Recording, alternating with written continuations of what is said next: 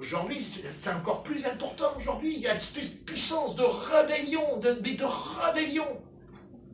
Même dans les enfants, même dans les gosses. Il y a une rébellion contre l'autorité. Et cette rébellion, elle ne commence pas à l'école, elle est d'abord dans la famille, avec son père, avec sa mère. Il y a une espèce de révolte. Et après, ça va à l'école. Et à l'école, c'est pareil. Ils sont révoltés contre les profs, ils sont révoltés contre la maîtresse. Ils savent, ils n'ont pas vécu qu'ils savent déjà tout. Quand vous leur parlez, ils vous regardent, ils se moquent de vous, comme si nous, on était des imbéciles, presque. Vous voyez? Mais c'est parce que c'est une espèce de révolte à l'intérieur, une contestation à l'intérieur. Et ceci conduit au désordre, et le désordre conduit au chaos, conduit le chaos, conduit la fin, même la fin d'une civilisation. Il y a des civilisations qui ont disparu à cause de ça. Mais la rébellion, elle prend sa source dans un endroit précis. Elle a une source, la rébellion. On le sait. C'est le péché, mais pas que le péché. Quel péché? La sexualité. Le désordre sexuel. Parce que tout a commencé comme ça dans le jardin. Il y a eu un désordre sexuel dans le jardin d'Éden. C'est certain. Et le fruit est venu, parce que tout arbre porte un fruit. Si l'arbre est mauvais, le fruit est mauvais. Si l'arbre est bon, le fruit est bon, dit le Christ. Donc, c'est pas possible qu'ils ne puissent pas accepter. Ils ne veulent pas l'accepter. Mais c'est pas vrai. Là, il y a le témoignage, le fruit, car l'Éternel le dit. Tu pourras manger tous les fruits du jardin, mais tu ne mangeras pas le fruit, dit le texte, le fruit de la connaissance du bien. Il dit le fruit. Donc si Ève a mangé le fruit défendu, elle en donna à Adam. C'est elle en a mangé. C'est qu'elle a un fruit. Elle ne peut pas faire autrement. Elle ne peut pas dire j'ai mangé du fruit défendu et il n'y aura pas de fruit. Il n'y aura pas de fruit dans ma vie. Vous comprenez la pensée que j'ai? Vous comprenez? Tout arbre produit son fruit. Un citronnier produit des citrons, un oranger produit des oranges, un figuier produit des figues. Point à la ligne, à moins que vous greffez une branche. Bien entendu, on peut greffer une branche de citronnier sur un oranger. Il y aura des oranges sur l'arbre, mais la branche, elle, qui a été greffée du citronnier, ne portera pas des oranges. Elle portera des citrons. C'est obligé. Elle reçoit la sève, la vie. Mais ça ne change pas, c'est le fruit. Et Ève s'est assise sur une branche. Vous comprenez? Elle s'est greffée avec Satan. Elle était greffée avec Dieu. Elle était avec Dieu. Elle était avec Dieu. Et croyez-moi, vous croyez que Adam n'était pas aussi près de Dieu que Ève? C'est tout le contraire. C'est faux. C'est pas vrai. Adam n'était pas aussi près de Dieu. Parce que s'il avait été aussi près de Dieu, il n'aurait pas mangé le fruit défendu. Il ne l'aurait pas fait. Donc il n'était pas aussi près de Dieu. Mais Ève, elle était près de Dieu. Et c'est pour ça que le serpent, il est venu. Parce qu'il savait qu'elle était auprès de Dieu. Ça l'a travaillé, ça l'a remué à l'intérieur. Et c'est dit, d'accord, Adam, il est avec Dieu. Mais Ève, ça, par contre, Ève, c'est embêtant. Pourquoi? Parce qu'Adam est sorti de la poussière de la terre, mais pas Ève. Elle sort de la côte de l'homme. Et c'est ça qui l'a embêté, c'est la côte. C'est ça qui a chatouillé les ténèbres dans l'éternité. C'est la côte. Comme Jésus est crucifié sur la croix, la lance, elle transperce le côté droit, la côte. Vous voyez, et le sang, l'eau et l'esprit, il sort de la côte. Et il va naître l'Église. L'Église, elle est née là, l'Église. L'Église, elle est née là. Souvent, on dit, enfin, moi je ne suis pas trop d'accord, les pasteurs disent, oui, l'Église, elle est née à la Pentecôte quand le Saint-Esprit est descendu. Non, non, non. L'Église, elle est née à la croix de Golgotha. Quand Jésus-Christ est crucifié, parce que son corps est offert en sacrifice, le corps, la Sainte Seine. Quand vous mangez le pain, quand vous buvez le vin, vous comprenez, c'est le corps qui est sacrifié.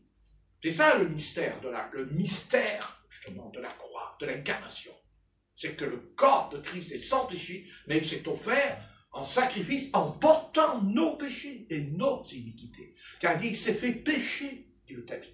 Pas qu'il a péché, il s'est fait pécher. C'est pas pareil. Jésus n'a pas péché, il s'est fait pécher sans péché. Vous vous rendez compte? C'est un mystère que Christ qui était le Dieu fait chair, le Dieu fait homme, a été crucifié dans la chair. Une chair semblable à la nôtre. Semblable à la nôtre. Mais sans péché. Mais il a été crucifié. Donc quand vous mangez ce pain, quand vous buvez ce vin, eh bien, vous pouvez comprendre que là, vous mangez, vous buvez. C'est pas le pain seulement. C'est le corps qui a été sacrifié pour votre salut éternel, pour votre rédemption éternelle. Seulement, ça prend effet que si vous aussi, vous offrez votre corps à Jésus-Christ en sacrifice, qu'est-ce que dit Paul? Ce qui sera d'ailleurs un culte raisonnable de votre part. Notre culte ne vaut rien si nous n'avons pas offert notre corps au Christ. C'est-à-dire que si nous tolérons en nous un péché impur, nous n'avons pas offert notre corps à Jésus-Christ. C'est clair. C'est clair. C'est pour ça qu'il dit, ne mangez pas le pain, ne buvez pas le vin sans discernement. Vous voyez, c'est le discernement. C'est le discernement. Et Christ a institué la Sainte Seine qui est en rapport avec sa mort sur la croix maudite du calvaire. C'est ça la Sainte Seine, car il le dit, faites ceci en mémoire de moi. De quelle mémoire? Qu'est-ce que ma mémoire doit se rappeler?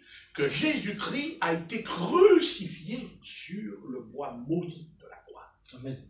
Et qu'il ne le méritait pas. Il n'avait pas à être crucifié, puisqu'il était Dieu. Mais tout Dieu qu'il était, il a accepté. C'est énorme. Alors je sais, je ne vais pas revenir là-dessus. Je connais la doctrine de toutes les églises, la doctrine du Dieu en trois personnes.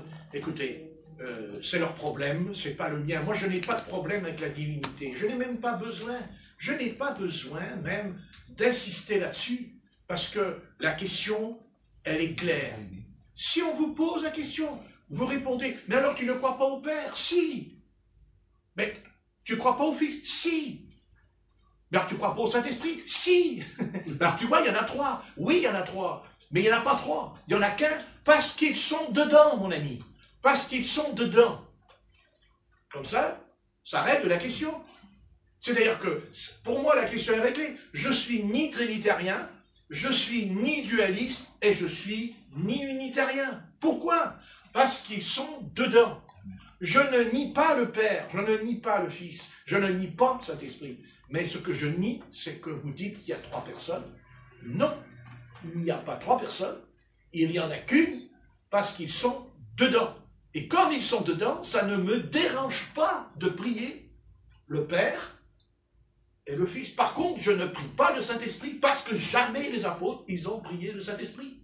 Ça n'est pas vrai. Et aujourd'hui, dans les églises, vous entendez des bien-aimés qui prient, disent « Gloire au Père, gloire au Fils, gloire au Saint-Esprit ». Ça n'existe pas dans la parole. Ça n'existe pas, même pas dans l'Apocalypse. Ça n'existe pas.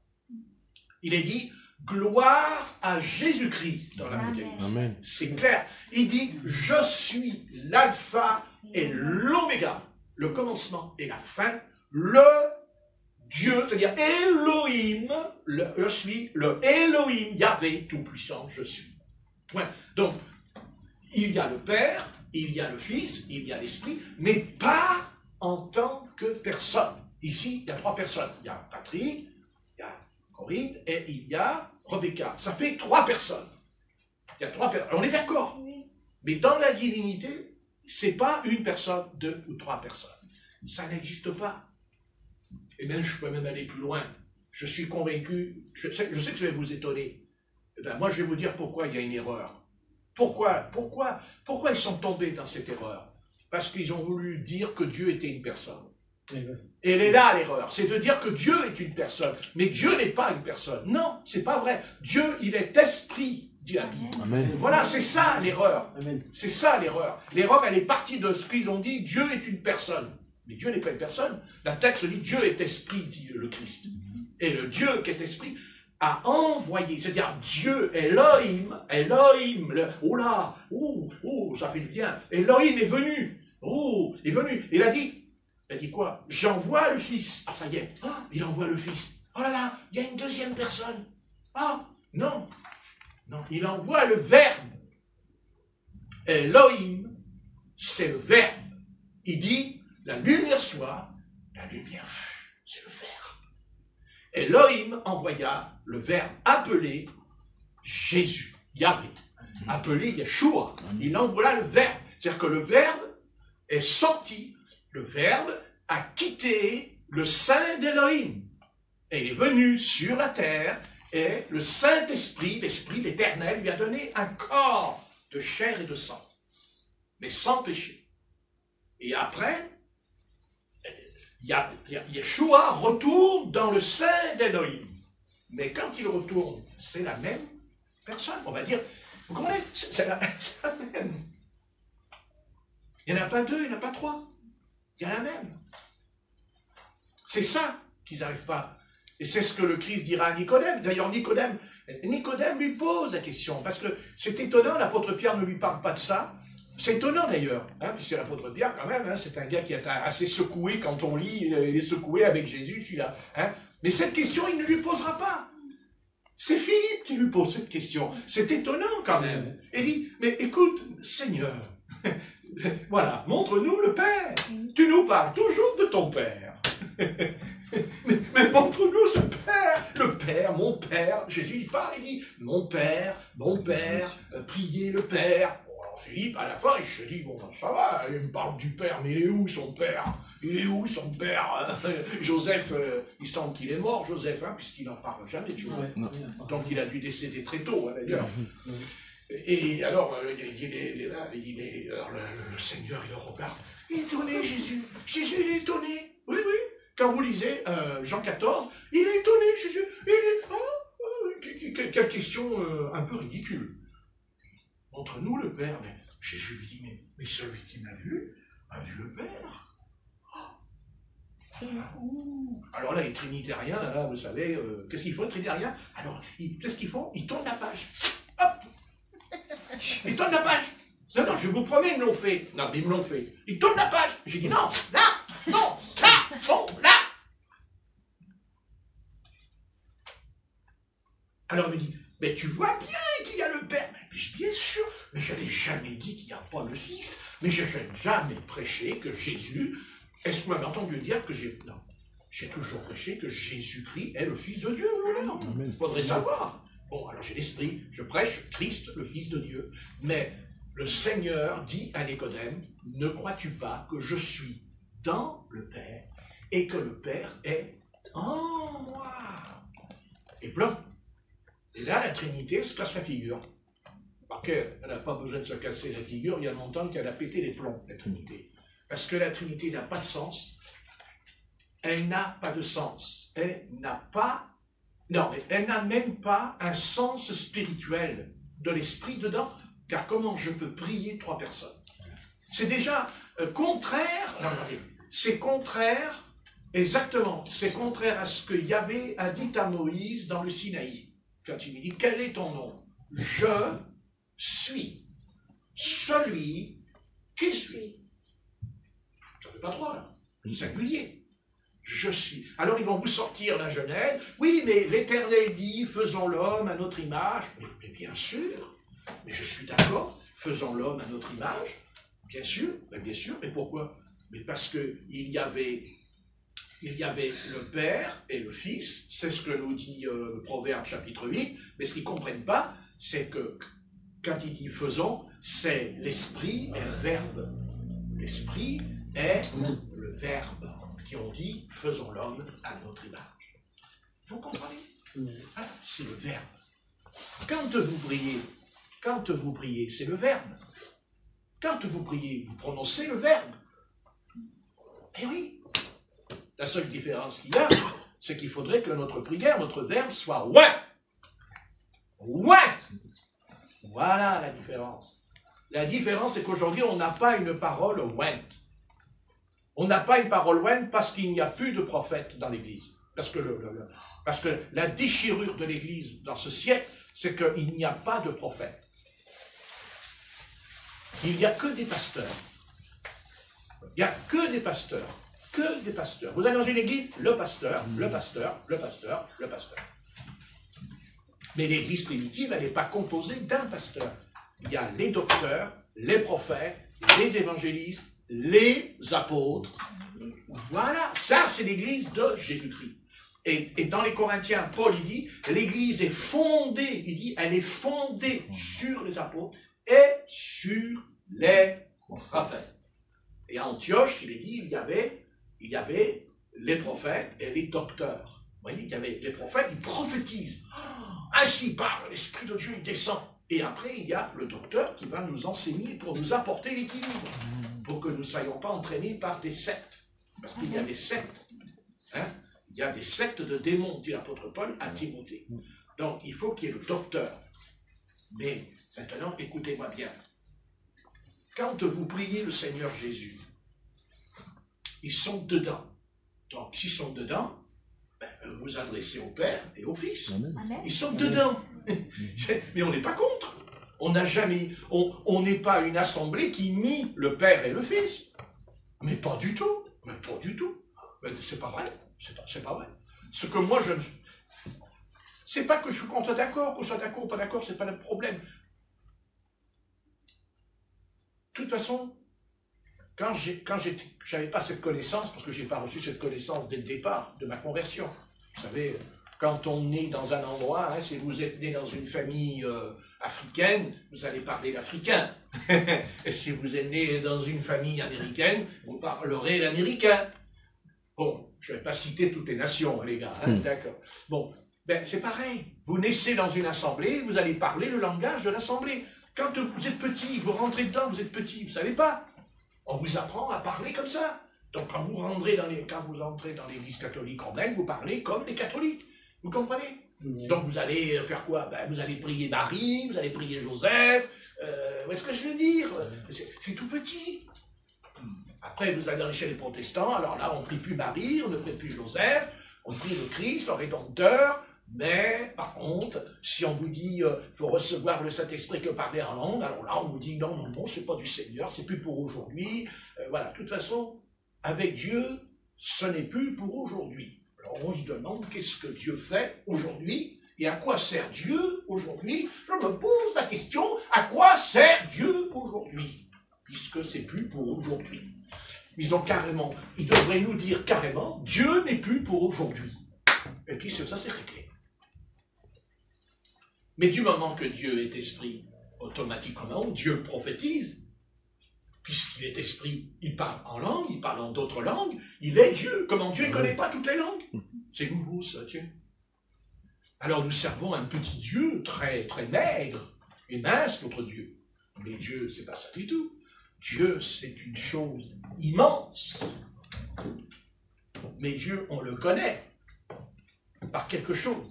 Dieu, on le connaît. Dieu, c'est l'immensité, mais on le connaît par quelque chose. Il est saint. Voilà. Voilà. L'essence divine, c'est que Dieu est saint. Voilà. Et là, ça, c'est l'éternel qui est saint. Là, toute la différence entre le diable et lui, c'est que le diable, il est impur. Le diable, il est sale. Le diable, il est impur. Est-ce que Dieu, il est pur? Et Dieu n'ira jamais, jamais dans le péché. Jamais. Dieu n'ira jamais. Ça, c'est pas la peine. C'est impossible que Dieu accepte le péché. Jamais. Dieu nous aime, mais il n'aime pas le péché. Et Dieu n'aimera jamais le péché. Et il a envoyé par terre un homme, il l'a terrassé. Et c'est le roi Saül qui a été roi. Mais Dieu, il lui a enlevé l'onction parce qu'il a été dans le péché. Et son péché à Saül, croyez-moi, ce n'était pas une question sexuelle, une question d'avoir violé le commandement du Seigneur. Amen. Vous vous rendez compte?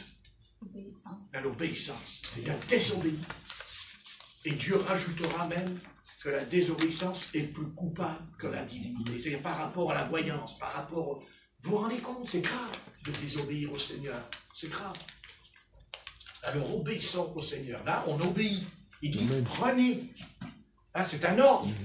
Il ne dit pas, si tu veux, si tu es d'accord, hein, si ça te plaît. Non, non. Il dit, prenez. C'est un ordre. Mais en même temps, il dit, avec Discernement. Pour ne pas prendre un jugement contre nous-mêmes, parce qu'on a oublié que Dieu est le Dieu du jugement. Ça, on ne veut pas entendre parler aujourd'hui que Dieu y juge. Ne me parlez pas de Dieu qui juge. Parlez-moi de Dieu qui est amour, que Dieu m'aime, que Dieu a la compassion de moi, je suis son petit bébé, je suis un petit bébé. Moi, j'ai connu des chrétiens, ils m'ont dit, moi, je suis un bébé. Ah bon? Et je suis un bébé. Je suis un bébé. Ah, t'es un bébé? Ah, bon. Ouais. Ben, ne reste pas longtemps bébé, parce que le bébé, on le mange. Hein. Et bébé, il faut grandir. Et là aussi, on a du mal à grandir.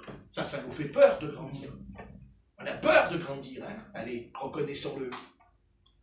D'ailleurs, c'est lié à la souffrance. Pourquoi on a peur de souffrir? Parce qu'on a peur de grandir. Non? Hein? C'est parce qu'on a peur de grandir. Regardez, dès le départ, regardez, prenez dans Matthieu, chapitre Matthieu. Prenez Matthieu.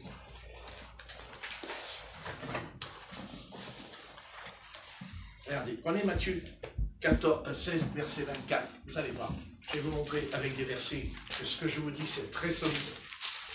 Regardez Matthieu 16, 24.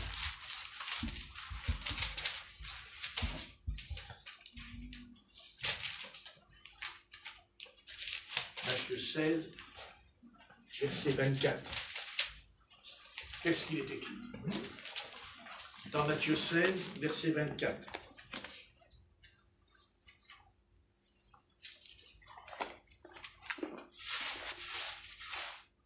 Vous avez trouvé? Oui. Bien. Tu me le dis quoi, s'il te plaît? Alors Jésus dit à ses disciples, si quelqu'un veut venir après moi, qu'il renonce à lui-même, qu'il se charge de sa croix et qu'il me suive. Voilà. Donc, ça veut dire quoi, la croix? C'est quoi la croix pour vous? C'est une croix qu'on met autour du cou et puis c'est bon? Non, charge. Voilà. La croix, c'est la souffrance. C'est qu'on va souffrir. Et le Seigneur ne dit pas qu'on ne va pas souffrir quand on vient à lui. Il dit le contraire. N'est-ce pas? Au verset 24, le Christ dit à ses disciples, attention, alors Jésus dit à ses disciples, il n'a pas dit au monde, il a dit à ses disciples, il précise, si quelqu'un veut venir après moi, qu'il renonce à lui-même et qu'il se charge de sa croix et qu'il me suive. Donc il ne dit pas de se charger de sa croix à lui. On ne pourrait pas la porter. Mais nous avons tous une croix à porter. Amen. Oui. Nous avons tous des épreuves à traverser pour notre édification. Et ça fait partie de l'appel du Seigneur pour nous ce soir. Il faut peut-être arrêter de penser à ce fameux christianisme. Ben écoute-moi Seigneur, voilà, moi je veux être content, je veux être tranquille, je ne veux pas avoir de problème dans ma vie, tu me bénis. Et puis non, mais là on n'en grandira jamais. On ne grandira jamais. On restera toujours un petit enfant et on ne fera aucun progrès. Et l'appel du Seigneur, c'est que nous avons une croix à porter. Amen. Hein? Voyez? Tout chrétien doit porter sa croix. Hein? Voilà. Il faut que le sentiment du chrétien s'élève plus haut, là où Christ appelle les siens. Donc, quand on porte la croix du Seigneur, on va monter plus haut. Hein? C'est ça qui nous fait peur, c'est de monter plus haut, justement. Là où Christ appelle les siens. Que chacun porte sa croix, hein, que chacun, dit le texte, porte sa croix, Matthieu 16, 24, tous ceux que le Seigneur a adoptés, j'ai dit tous ceux que le Seigneur a adoptés, hein, c'est-à-dire la loi de l'adoption, hein, et reçus au nom de ses rachetés, on a à se préparer à une vie dure, laborieuse, pleine de souffrances et de maux en tout genre. Tel est le bon plaisir du Père Céleste d'agir ainsi avec ses serviteurs afin de les mettre à l'épreuve. Il a commencé cela avec Christ, son Fils, premier-né, et il le poursuit avec les apôtres et les prophètes. Bien que Christ ait été son Fils, et son Fils comment? On va le lire, Matthieu 3, verset 17. Matthieu 3, verset 17. On va lire qu'est-ce que le Christ était aux yeux du son Père Céleste. Ça, c'est important. Hein? Voilà. Dans Matthieu 3, verset 17, on va le lire. Matthieu 3, verset 17. Vas-y. Et voici qu'une voix fit entendre des cieux ces paroles. Celui-ci est mon Fils bien-aimé, en qui j'ai mis toute mon affection. Amen. Amen. Bien, eh bien, son Père Céleste ne l'a pas épargné, malgré que c'était Son Fils. bien-aimé. Car comment on peut faire souffrir un bien-aimé?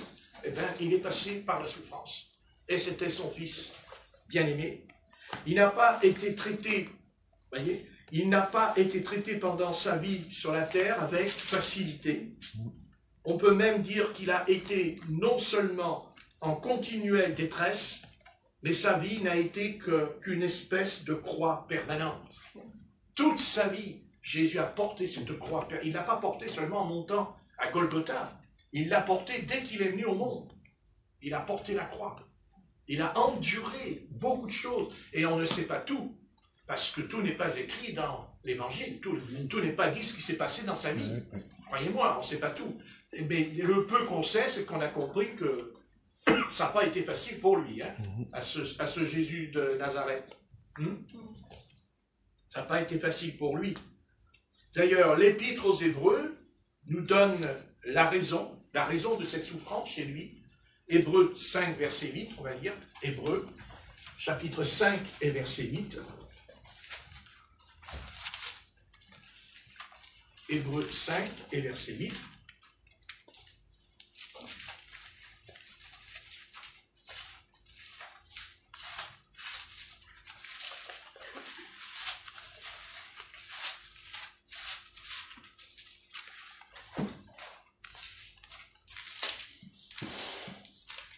Voilà, vas-y, Corinne, si tu veux. Hébreux 5, verset 8. Il a appris, bien qu'il fût fils, l'obéissance parce qu'il a souffert. Voilà, là, le texte, il veut tout dire. N'est-ce pas? Hein? Voyez? Bien qu'il soit fils, l'obéissance par les choses qu'il a souffert. Il fut fils de Dieu, mais il a souffert pour être ce fils, obéissant. Il n'est pas dit il est le fils de Dieu seulement parce qu'il est Dieu. Il a appris. Il a appris, écoutez bien, il a appris à souffrir. Comme nous apprenons. Ça ne nous plaît pas, ça ne nous enchante pas. Vous préférez entendre un autre message, c'est sûr. Mais je ne peux pas non plus, comme ça, il faut peut-être arriver maintenant à certaines choses pour grandir, car on ne sait pas non plus ce qui nous attend à l'avenir. Mais il faut se préparer, justement, à comprendre, d'après Hébreux. Hein, j'aime bien la phrase, elle est belle la phrase. Hein. Ah oui. Bien qu'il soit fils, hein, bien qu'il soit fils, le fils bien-aimé, eh bien il n'a pas été épargné, puisqu'il dit l'obéissance par les choses qu'il a souffert. Il a appris, ouais, les choses qu'il a souffert. Ouais. Moi aussi j'ai pris. Bien. Comment donc nous exempterions-nous de la condition à laquelle notre chef, c'est-à-dire Christ, s'est soumis, étant donné qu'il s'y est soumis pour nous, car il s'est soumis d'abord pour nous. C'est lui le premier, puisqu'il est le premier-né de la nouvelle création, mais il s'est soumis. Il s'est soumis pour nous sauver, hein, afin de nous donner l'exemple, afin de donner un exemple. Il nous a donné un exemple. De quoi? De sa patience. De sa patience. Voilà pourquoi l'apôtre Paul déclare, on va le lire dans Romains 8 et verset 29, dans Romains 8, verset 29.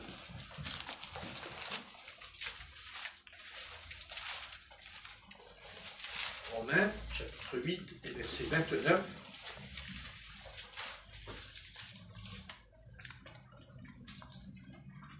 Romains 8, verset 29.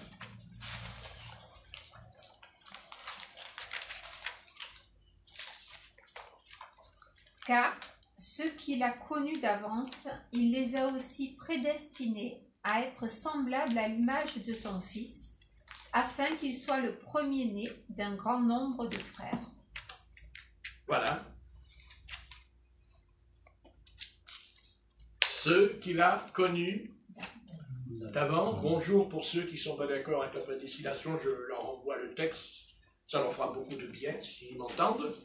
Car tous ceux qu'il a connus d'avance, mais il paraît qu'il n'y a pas de prédestination, ça n'existe pas.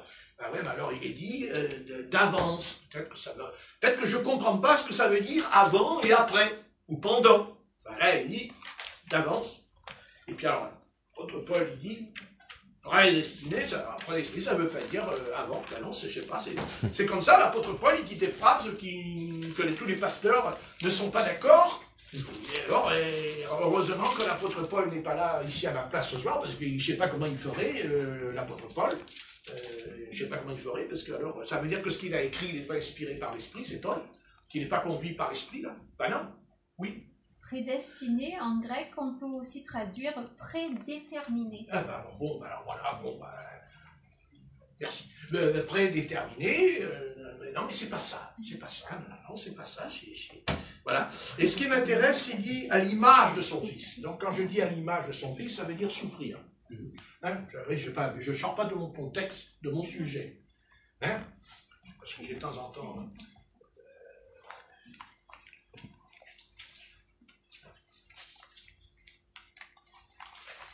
l'image de son Fils. Voilà. La souffrance. Voilà, à l'image, à l'image du Seigneur. Ça l'encourage. Ça l'aide. Ah, ça l'aide énormément, là, ce soir. Comme la sécurité. Prédestiné. Alors, eh bien, on est prédestiné à souffrir. Ouais. On ne souffre pas parce qu'on souffre. On est prédestiné. À souffrir. Voilà. Et peut-être aller en prison.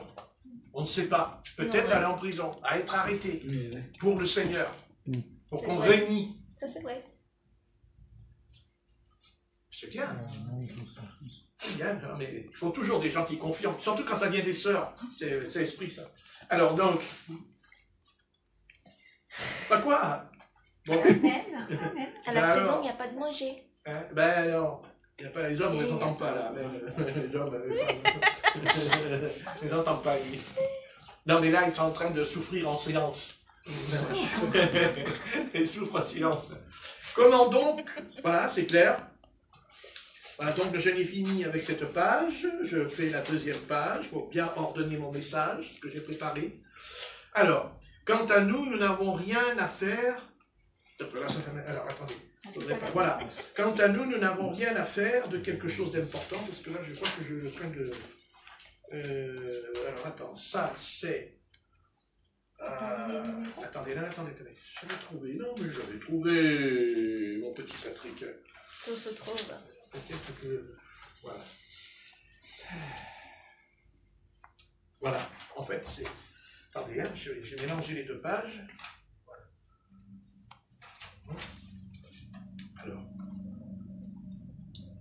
Voilà. C'est ça. D'accord? Alors. Ça. Voilà. Ça va ensemble.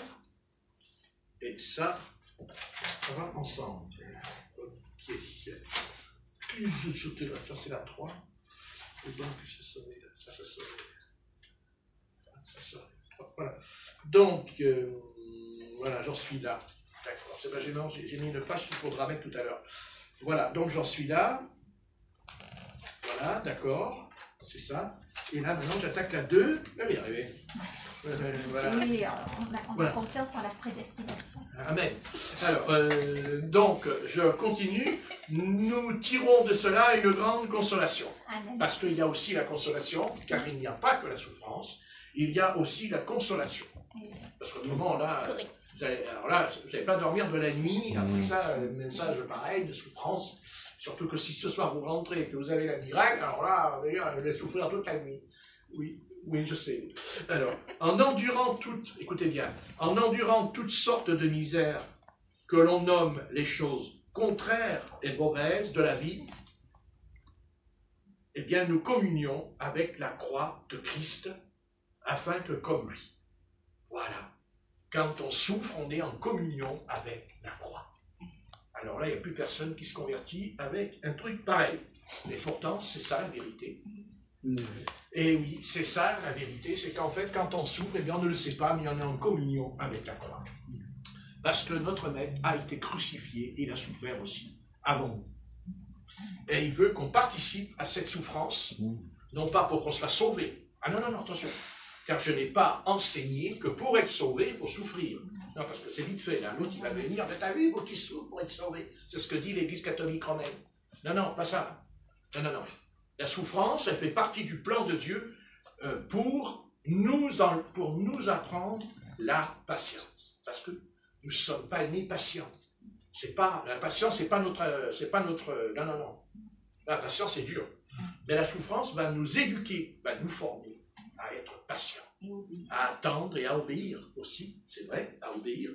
Hein? Nous tirons de cela une grande consolation en endurant toutes sortes de misères que l'on nomme les choses contraires et mauvaises de la vie. Nous communions avec la croix de Christ afin que, comme lui, est passé par un abîme de détresse pour entrer dans la gloire céleste. Amen. Acte 14, verset 22, on va lire Acte 14 et verset 22. Acte 14 et verset 22.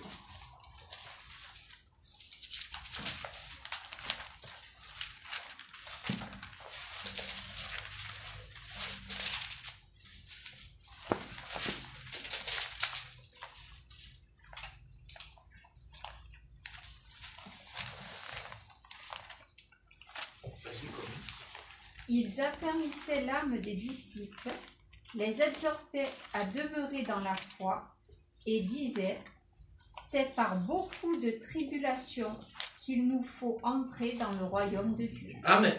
Amen. Fortifiant l'esprit des disciples, les exhortant, la traduction de Louis II, à persévérer dans la foi.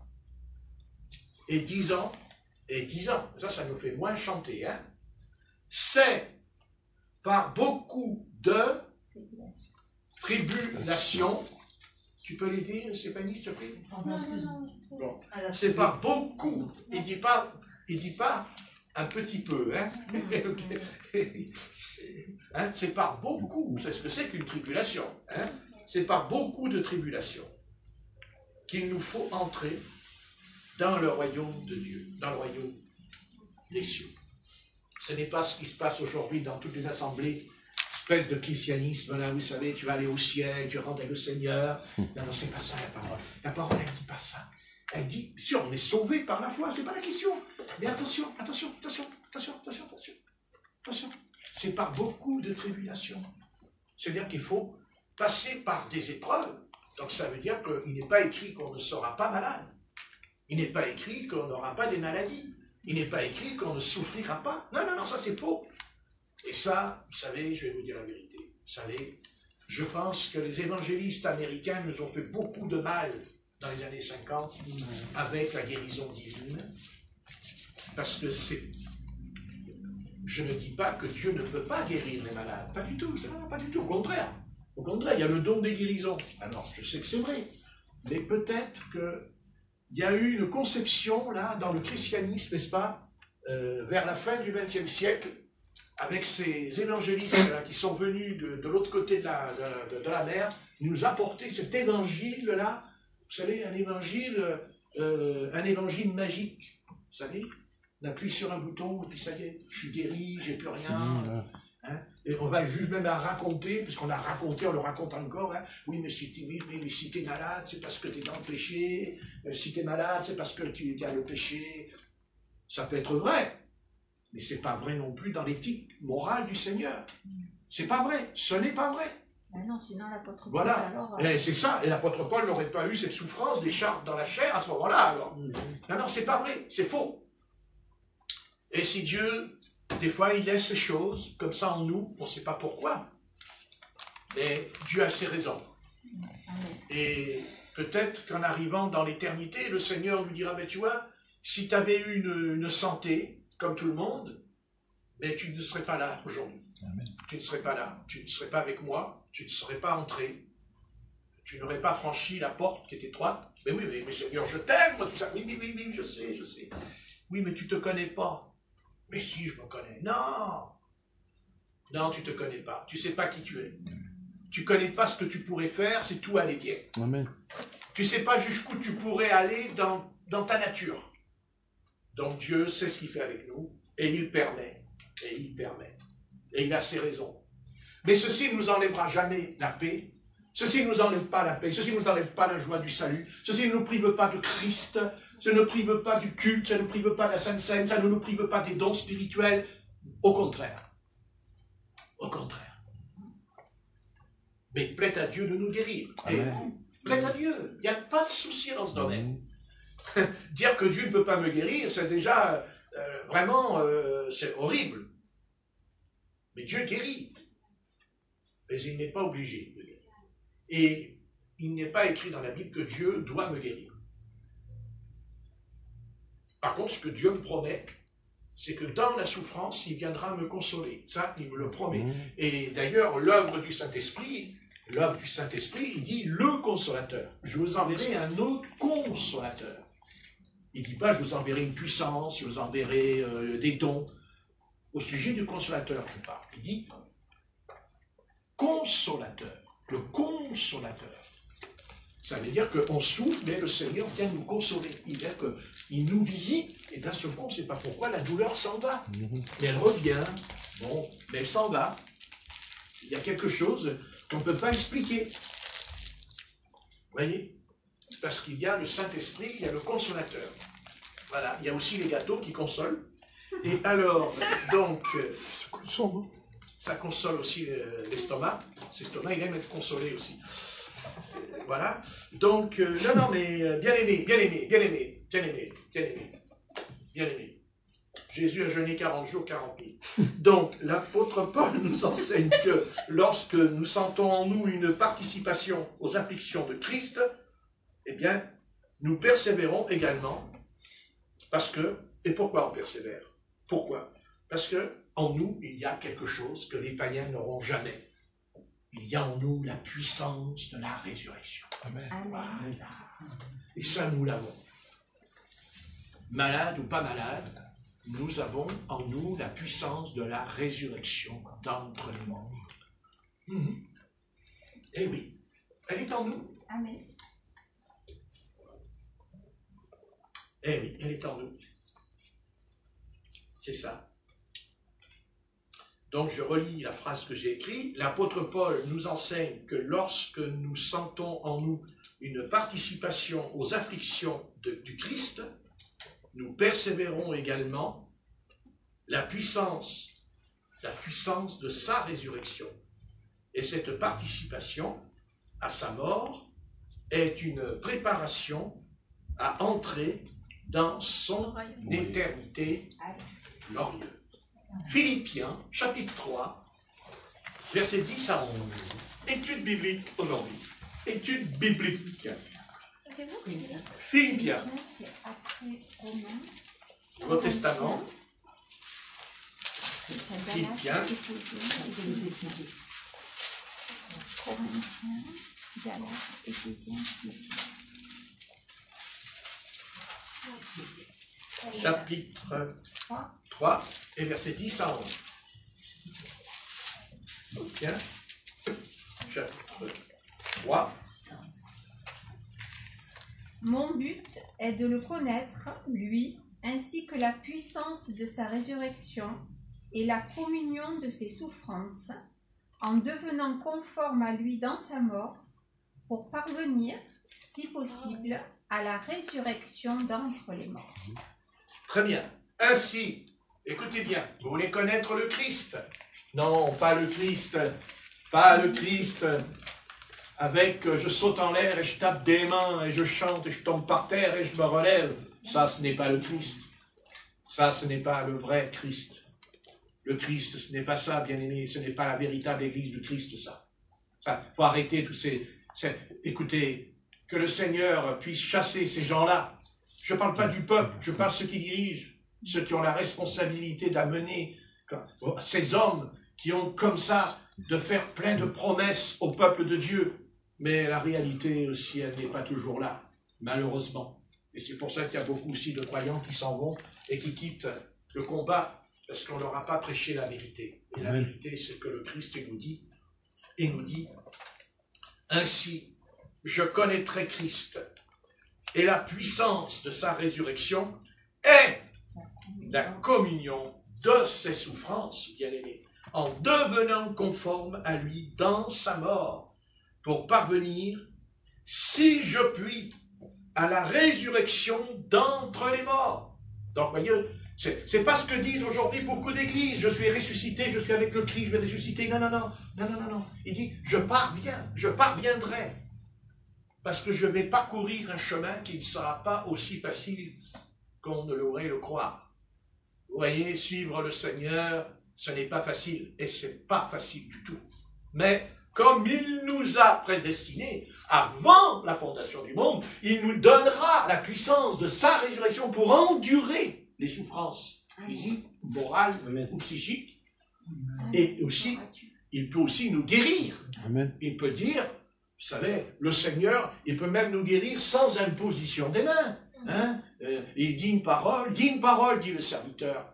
Et mon serviteur est guéri. Donc, on ne remet pas en question ce que nous voulons bien enseigner. C'est qu'il faut en finir avec cette façon de voir le christianisme, on va dire, allez, je vais dire le mot, à l'eau de rose. Mais le christianisme, ce n'est pas de l'eau de rose. Le christianisme, ce n'est pas de la limonade. Pourquoi je dis la limonade? Parce que la limonade, c'est de l'eau avec du sucre dedans. Ça, c'est très bon. Mais le christianisme, ce n'est pas ça. Le christianisme, c'est de l'eau, certes, mais de l'eau où dedans, il n'y a rien d'un élément venant de l'homme. Il n'y a rien. C'est la source pure du Seigneur. Et la vraie source du Seigneur, c'est que justement, alors j'aime bien aussi les prédicateurs qui prêchent la puissance de Dieu. Alléluia! Allez, mettez-vous en prière. Les gens tombent par terre, et ils roulent par terre, et ils se relèvent, et ils tombent par terre. T'es guéri! Le problème dans les vidéos, c'est que moi j'ai vu la même personne qui est tombée par terre, et un mois plus tard, je revois une autre vidéo avec la même personne qui tombe encore par terre. Alors, il faudrait savoir si elle est guérie ou pas. Ce sont des anomalies. Peut-être que les païens ne le voient pas. Mais le Christ qui est en moi, il le voit. Amen. Et il me dit, regarde le cinéma, là, il est vachement bien, le cinéma. C'est un bon cinéma, ça. Hein? Comment voulez-vous? Attendez, quand le Christ guérit quelqu'un, il ne revient pas un mois par terre. C'est vrai. Non, mais ou t'es guéri, ou t'es pas guéri. Faut arrêter 2 minutes. Où tu as peur, où tu y vois. Donc c'est une puissance des ténèbres. Ce sont des puissances des ténèbres. De toute façon, les ténèbres ne poursuivent qu'un seul but. De toute façon, les ténèbres, elles combattent la croix. Les ténèbres, elles combattent la croix. Les ténèbres, elles combattent Christ crucifié. Ça, je peux vous le dire. Satan ne veut pas entendre parler de la croix. Et même aujourd'hui, dans beaucoup de prédicateurs, vous verrez, ils ne prêchent pas la croix du calvaire. Et comme ils ne prêchent pas la croix du calvaire, vous pouvez être sûr qu'il n'y a aucun message de repentance dans le message. Venez au Jésus-Christ, vous aurez la paix, vous aurez la joie, vous allez avoir même du travail, vous aurez une voiture. Non mais, écoutez, excusez-moi. Hein, le problème, c'est que ces prédicateurs, quand ils prêchent ce genre de message, et je vais vous dire, il y en a plein sur YouTube. Hein, il y en a plein. Et quand il vous dit, viens au Seigneur, tu vas voir, tout, le Seigneur va t'en bénir et tout. Bah ouais, bah c'est sûr. Quand on les voit, ils ont un costume, je sais pas combien il coûte, ils ont des bagues aux doigts, on sait pas pourquoi il y a autant de bagues, ils se prennent pour le roi Salomon, peut-être, je sais rien. Enfin bon, mais moi c'est pas les bagues qui m'intéressent chez Salomon, c'est la sagesse. Amen. Amen. C'est plus intéressant que les dons, des bagues. Non, ce sont des détails. Ce sont des détails. Mais, vous savez, la supercherie de Satan, parce que Satan, c'est quelqu'un qui, vraiment, il est là pour nous détourner, et notre chair voudra s'en détourner. C'est qu'elle n'accepte pas que nous puissions tomber malades, souffrir et avoir des problèmes. Non, non. On ne veut pas de ce Jésus-Christ aujourd'hui. On veut un Jésus-Christ qui me fait planer dans l'air. Vous avez jamais entendu les croyants quand ils parlent? Oh, j'ai plané dans la réunion. J'ai plané. J'étais sur un nuage. Qu'est-ce que j'étais bien. bien. Oh, qu'est-ce que j'étais bien. Ouais, ben demandez à Jésus sur la croix s'il était sur un nuage. Et s'il était bien dans le jardin de Gethsémane, Jésus. On va voir le texte dans le jardin, Jésus. C'est très intéressant. Très intéressant. C'est passionnant. C'est passionnant, hein? Non, c'est pas passionnant, c'est pas grave. Oui, amen. Ah, ben je sais pas, moi je comprends pas. On dirait que c'est pas passionnant. Ah non, c'est très bien. Ouais, c'est très passionnant. C'est donc, si j'en suis, voilà. Voilà. Voilà, c'est pas celui-là, c'est celui-là. Voilà, d'accord. Donc, nous avons donc lu Philippiens, c'est ça? Donc, voilà. Donc, c'est d'une grande efficacité pour adoucir l'amertume qui pourrait être, voilà. Donc, cela est donc une grande efficacité, c'est-à-dire la consolation du Christ. Hein, c'est très efficace parce qu'elle permet non pas d'enlever la souffrance, mais d'adoucir. Là, c'est peut-être le verbe qui correspond pour ceux qui sont malades et qui souffrent. Le Seigneur adoucit la souffrance. Voilà. Car plus nous sommes affligés et endurons de souffrance, plus certaine est notre communion avec lui. Amen. Plus notre communion existe avec lui. C'est vrai. Eh oui, ben oui. Les épreuves, non seulement sont bénies, mais elles sont même une aide pour faire avancer notre salut. Jésus-Christ n'a eu à porter la croix et à endurer des tribulations que pour attester et éprouver son obéissance pour que nous soyons en permanence affligés dans cette vie. Et si c'est pas vrai, ben demandez à ceux qui me font tous les jours cette expérience, ils vous expliqueront. Voilà, donc cette phrase, peut-être, elle ne peut pas trop nous atteindre si on n'a rien, mais ceux qui ont quelque chose, ils comprennent ce que je dis cet après-midi. N'est-ce pas? Amen. Donc, nous avons vu cela. Nous avons vu cela.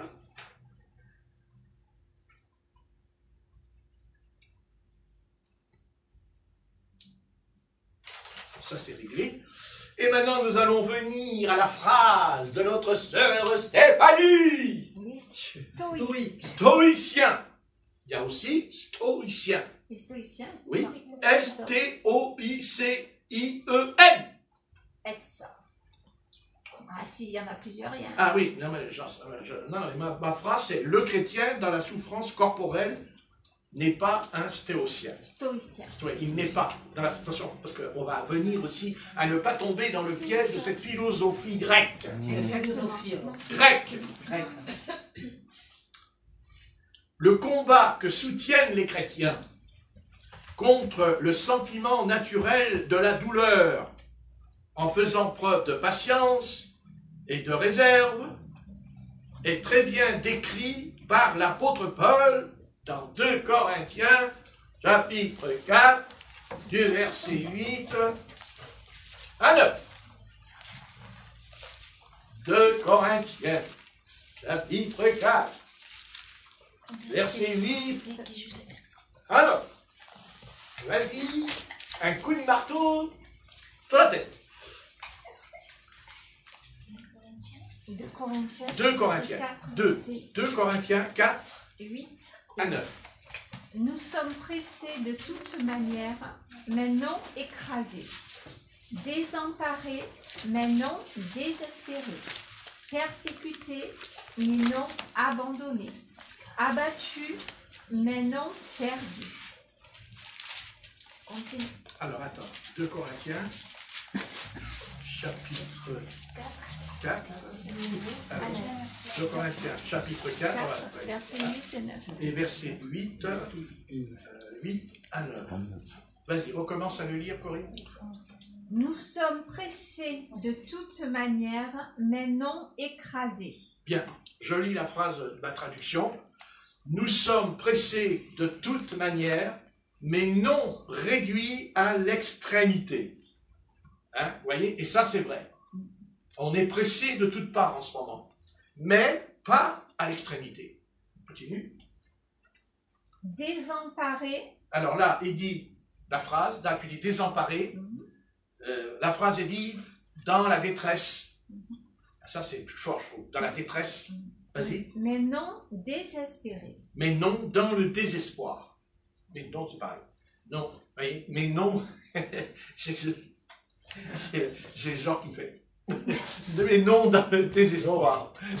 Genre qui me fait. Non dans. Genre. Traduction. Ah, ben, chaque traduction a un petit peu. Donc, maintenant, verset 9. Persécutés, mais non abandonnés.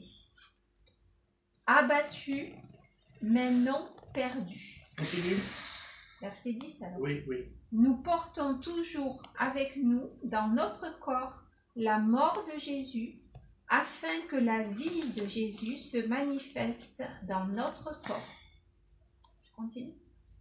Car nous qui vivons, nous sommes sans cesse livrés à la mort à cause de Jésus, afin que la vie de Jésus se manifeste aussi dans notre chair mortelle. Amen.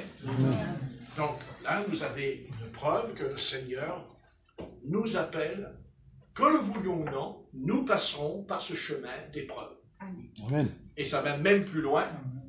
Il dit que nous portons en nous la mort, mais nous portons aussi la vie. N'est-ce pas? Voyez, mais il n'est pas dit, comme ils disent là, c'est pas ça du tout le christianisme, c'est un faux christianisme. Et nous voulons rester dans le vrai christianisme, quoi que ça nous coûtera, mais la récompense sera à la hauteur d'accepter la volonté du Seigneur dans notre vie. Car moi, je peux être malade et vous, non pas. Je n'ai pas dit qu'on va tous être malades. Non, non, non, c'est pas ça que je prêche. D'autres pourraient être en très bonne santé. On va dire, mais c'est pas juste. Oui, mais peut-être que là-haut, on remerciera le Seigneur et on dira aux frères, bah tu vois, c'est très bien que j'ai été malade parce que je ne serai pas avec toi en ce moment. Mais je serais peut-être perdu. C'est comme ça, on ne se connaît pas, on ne connaît pas qui on est, mais de toute façon, la maladie, c'est toujours été pour moi un frein. Pour moi, c'est un frein. Parce que dans une voiture, il y a un frein. Et s'il n'y a pas de frein, on va dans le ravin. Donc Dieu sait, il sait, qu'à un moment donné dans notre vie, nous allons prendre un virage. Et souvent, quand on prend un virage, on ne voit pas bien. On ne voit pas dans un virage. Donc, la maladie va nous permettre, au lieu d'appuyer sur l'accélérateur comme des fous, eh bien, on ne peut pas appuyer parce qu'on ne peut pas. C'est comme ça, on ne peut pas. Alors, on ne comprend pas, mais Dieu sait pourquoi. Il a ses raisons. Mais attention, il ne faut pas oublier aussi qu'il y a le côté de la guérison, le côté de la délivrance, comme le prophète Ésaïe qui a dit au roi, prépare tes affaires, je crois que c'est le roi Ézéchias, il lui a dit, tu vas mourir. Il descend dans la cour, le roi se tourne vers le mur et il prie, et Dieu dit à Ézéchias, remonte, À Isaïe.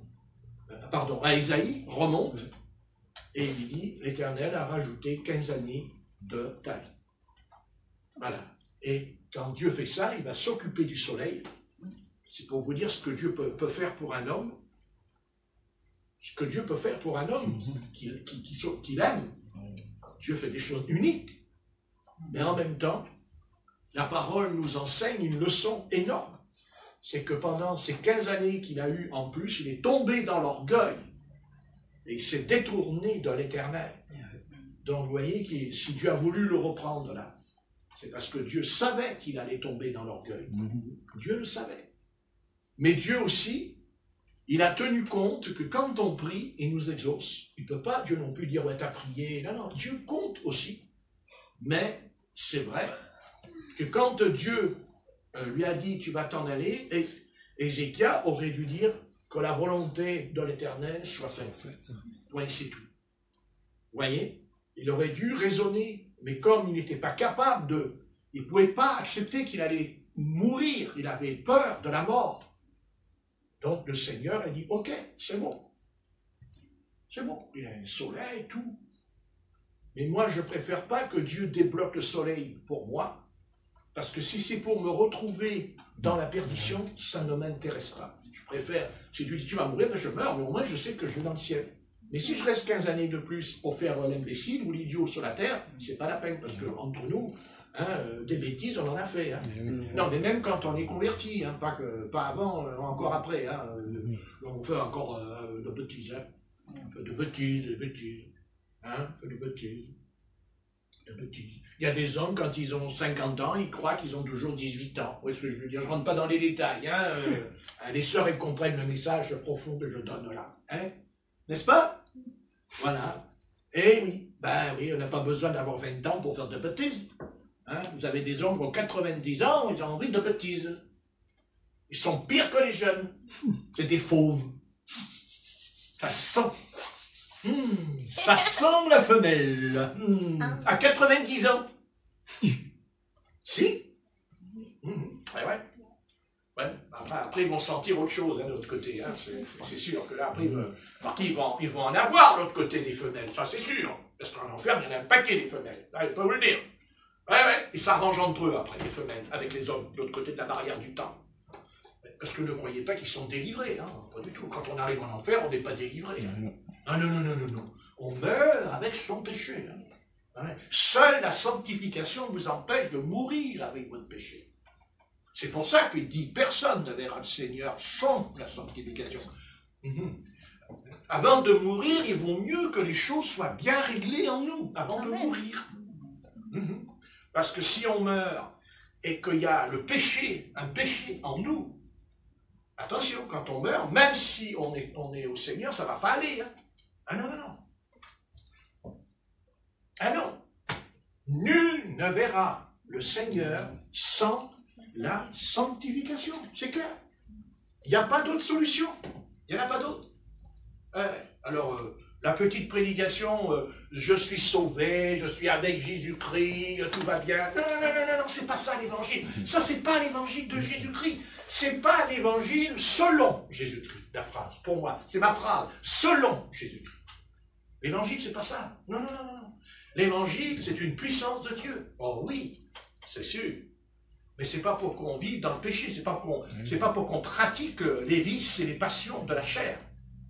Au contraire, Christ est venu nous délivrer de nos passions et de nos vices. C'est certain. Alors attention de ne pas mourir avec ça. Eh ben oui. Parce que quand on meurt, notre âme, elle meurt avec le péché que nous faisons. Et quand on arrive dans l'éternité, dans cet endroit de perdition, on a toujours envie de ce péché. Et il ne nous quitte jamais. Seule différence, c'est qu'on ne peut pas le faire. Puisqu'il n'y a plus un corps humain pour le faire. Il n'y a plus le corps pour faire la passion. Mais l'âme, elle est remplie de c'est terrible, c'est ça l'enfer. C'est ça l'enfer. L'enfer, elle est remplie de fumeurs. L'enfer, elle est remplie de drogués. L'enfer, elle est remplie de menteurs. L'enfer, elle est remplie d'hommes méchants, mauvais. C'est ce qui fait le mot enfer.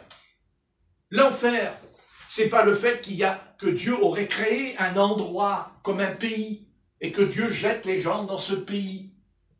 L'enfer, c'est pas un endroit géographique. L'enfer, c'est vous qui le faites, de ce que vous êtes. C'est ça, l'enfer. Eh oui, mon Dieu. Voilà, ça, c'est l'enfer. Parce que beaucoup pensent que l'enfer, c'est parce que je vais aller dans un endroit. Vous savez, dans un endroit, comment, voilà, je vais dans un, on va me mettre dans une boîte et puis je suis enfermé dedans. C'est pas ça l'enfer. C'est pas ça l'enfer. L'enfer, c'est le pécheur qui fait l'enfer. C'est son péché qui construit, qui bâtit cet endroit. C'est pas un endroit, comment vous expliquer. C'est pas ça. C'est pour ça que l'enfer disparaîtra puisqu'il sera jeté dans la géhenne. Pourquoi? Parce que Dieu va rentrer en jugement avec tous ceux qui sont dedans. Et tous ceux dont leur nom n'est pas inscrit dans le livre de vie. Ils seront jetés.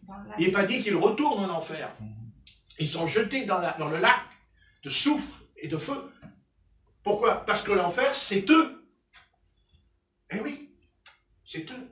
L'enfer, c'est tout ce qui est contre la loi de Moïse. C'est tout ce qui viole la loi de Moshé sur le Sinaï. Ça crée l'enfer. Eh oui. D'ailleurs, on bâtit une maison avec des pierres, ce que je sache. Comme on bâtit l'église avec des pierres. Pierres vivantes, dit l'apôtre Pierre. Pierres vivantes. L'édifice. Voilà. Vous comprenez? Nous, on est rassemblés. Nous, l'église, là, c'est pas un bâtiment. On n'a pas un bâtiment. L'église, le bâtiment, c'est vous. C'est toi, moi. Nous sommes une pierre entrée dans l'édifice. C'est un temple invisible. Il est invisible. Mais il sera rendu visible de l'autre côté. Vous comprenez? Parce que nous serons semblables aux anges. Nous serons des esprits célestes. Oui. Voilà. L'enfer. C'est ça que vous devez dire à votre famille. C'est ça qu'il faut leur dire. Vous leur dire, mais non, c'est pas que tu vas aller dans un endroit. Non, tu es toi-même cette chose. Et c'est pour ça que Christ est venu, pour te délivrer de tes passions, de tes vices et de ton péché. Pour pas que justement, c'est ça. Vous comprenez? Après, la géhenne, non. Les pécheurs ne forment pas la géhenne. La géhenne, c'est un lac créé par Dieu.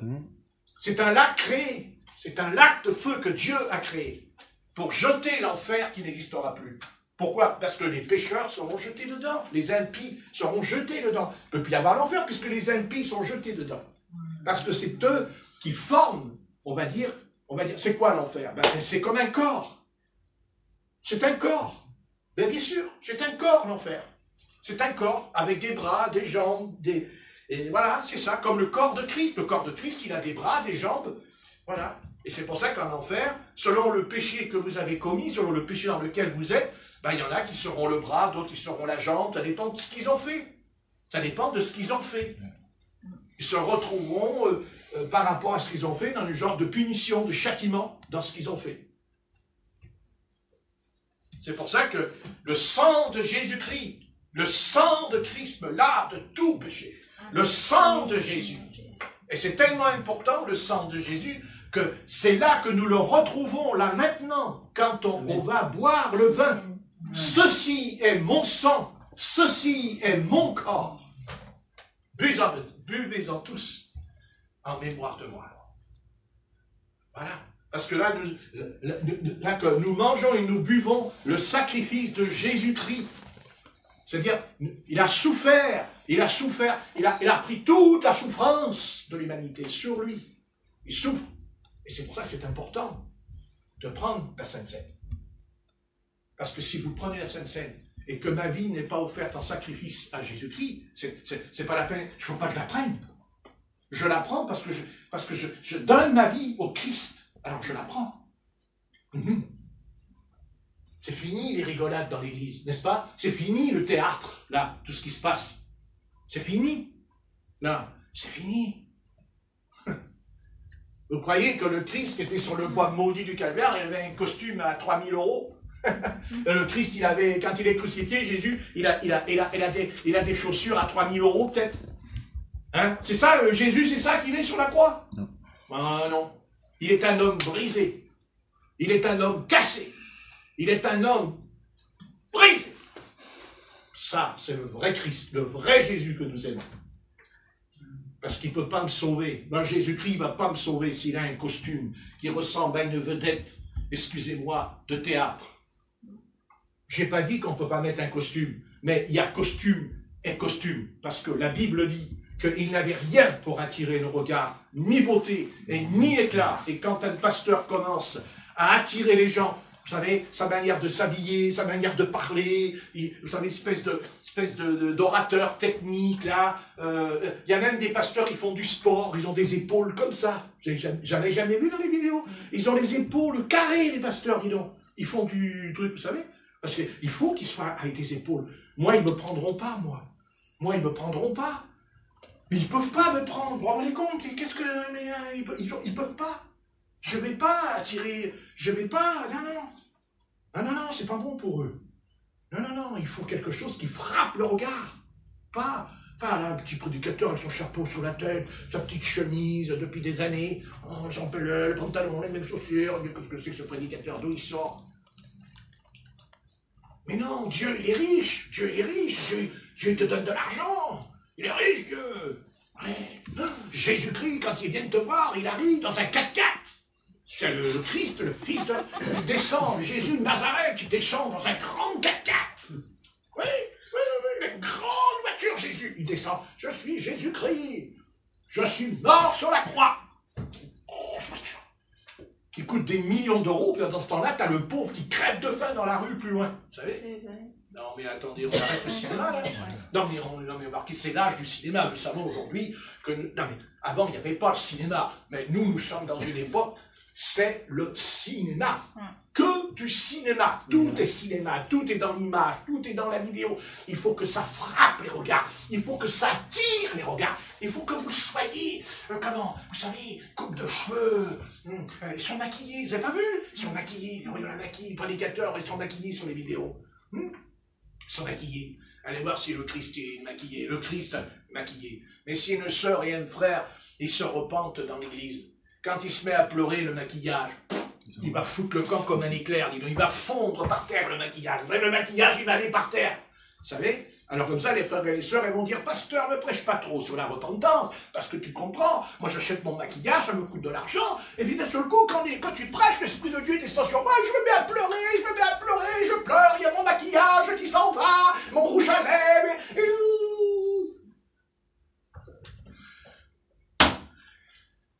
Ils rentrent dans l'église, vous avez des sœurs qui rentrent dans l'église, excusez-moi, on dirait des pin-up. Mais c'est pas vrai. Oui. Mais si elles ont des robes moulées, serrées, on voit tout, vous savez? Jésus! Oh, alors elles font ça, Jésus! Oh, Jésus! Vous savez? En enfer aussi, elles vont faire Jésus! En enfer. Allez, on arrête la rigolade. Ils savent pas que dans Ésaïe chapitre 6, que Ésaïe a vu le Seigneur entouré par les séraphins? Non? Ah oui? Parce que dans le ciel, il y a quoi? Il y a les séraphins, il y a les archanges. Ah oui, ils sont comment les séraphins? Dieu, il est entouré par des rigolos là-haut? C'est pas la vérité. La vérité, c'est autre chose. Je suis pas là pour critiquer, parce que je me méfie toujours de la critique. Elle est facile, et elle peut me piéger. Mais il y a aussi la vérité. Et la vérité, Dieu doit la dire, pour éclairer ceux qui sont là-dedans. Amen. Et que Dieu les éclaire, et que Dieu leur ouvre les yeux. Amen. Et qu'ils n'oublient jamais que la porte est étroite et que le chemin est resserré. Et que pour entrer dans le ciel, il y a une porte. Et que la porte, c'est pas moi qui va l'ouvrir, c'est le Seigneur qui me l'ouvrira. Sous condition que j'ai rempli le contrat là. Et que ma vie soit conforme à sa volonté. Et elle le sera. Parce que nous avons été prédestinés avant la fondation du monde. Amen. C'est tout simple, et on n'a pas besoin de se prendre la tête et le caillou au fond de la tête, parce que y a beaucoup de chrétiens qui ont un caillou dans le cerveau aujourd'hui. Et il faudrait l'enlever, le caillou. N'est-ce pas? Amen. La Bible, elle est claire, bien-aimés. Marchez avec le Seigneur. Amen. Vous aurez des problèmes, vous aurez des combats, vous aurez des luttes. Même en sortant de mon église, il y a quelqu'un qui s'est pris un clou dans le pied. Voyez, on est persécuté dans cette assemblée. On sort, il y a un clou et persécuté. Voilà, qu'est-ce qu'on fait? On dit, merci Seigneur, tu as crucifié mon pied. Peut-être que parce que mon pied va quelque part où il ne doit pas aller. Ah bon? Eh oui. Saint-Esprit de Dieu en moi. C'est pas moi ça. Hein? Qui te dit que c'est pas le pied qui dit Seigneur? Justement, t'as pas compris? que peut-être que ton pied, il va où il ne faut pas aller. Alors je t'ai donné un petit coup. Ah non, mais qu'est-ce que c'est? Ah mais mais c'est quoi? La porte,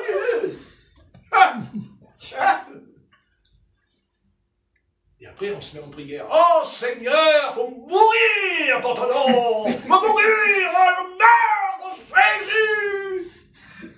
Après on met le pied sur un petit clou. Ah, je meurs! Jésus, je meurs! Christ, je meurs! Oh, je meurs! Vite!